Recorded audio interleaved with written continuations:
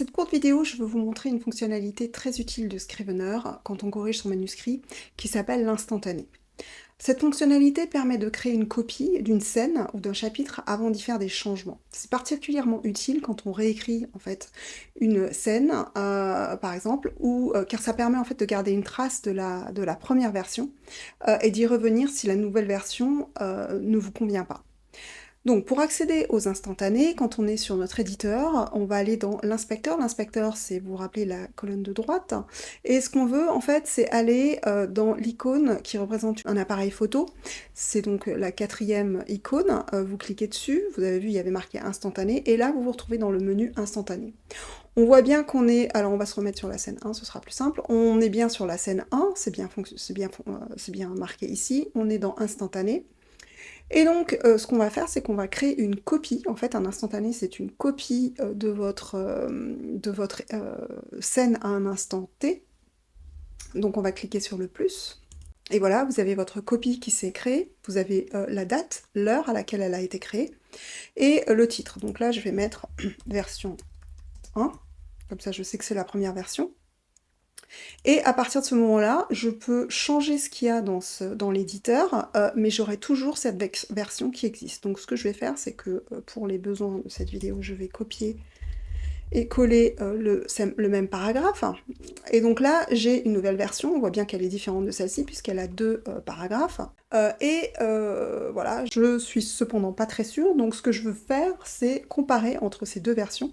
Et donc Scrivener vous permet de comparer les 2 instantanés. Donc si vous cliquez ici, si vous cliquez sur comparer, vous allez voir que en fait, cette version qui est en bas, que vous pouvez agrandir évidemment en faisant glisser la barre, vous montre exactement où sont les changements. Donc là, c'est plutôt simple puisque c'est le 2e paragraphe, donc vous voyez qu'il est en bleu souligné. Mais si par exemple j'avais fait des changements dans le 1er paragraphe, j'aurais exactement la même chose, j'aurais donc les mots qui ont changé ou les phrases qui ont changé en bleu souligné. Vous pouvez d'ailleurs cliquer sur les 3 points là et en fait décider si vous voulez voir les changements par paragraphe, par clause ou par mot. Par clause, en fait, c'est par phrase, c'est un problème de traduction.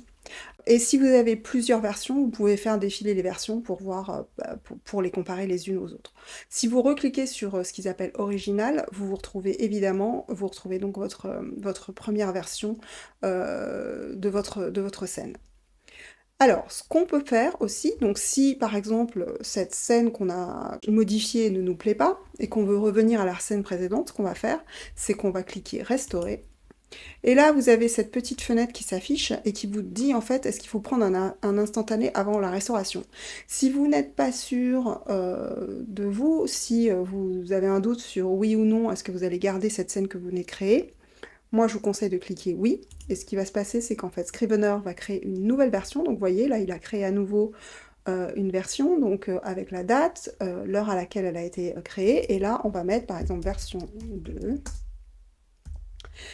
et on voit bien que c'est la 2e version, puisqu'il y a les deux paragraphes, alors que dans l'éditeur, on est repassé à la version 1, qui n'a qu'un seul paragraphe. Donc, vous voyez, c'est automatique, il n'y a rien à faire, juste laisser Scrivener travailler. Vous pouvez bien sûr éliminer les versions que vous ne voulez pas, il suffit de cliquer sur le moins en haut. Si vous cliquez sur moins, vous avez donc cette petite fenêtre qui s'ouvre et qui vous demande si vous voulez supprimer l'instantané. Attention, si vous supprimez, c'est irréversible, vous ne pouvez pas revenir en arrière. Donc attendez peut-être d'avoir terminé votre manuscrit avant de le faire. Donc voilà pour les instantanés et comment vous pouvez les utiliser. Je vous retrouve dans le bonus 2 où je vais vous expliquer comment utiliser les étiquettes et les statuts pour vous aider à organiser et corriger votre manuscrit.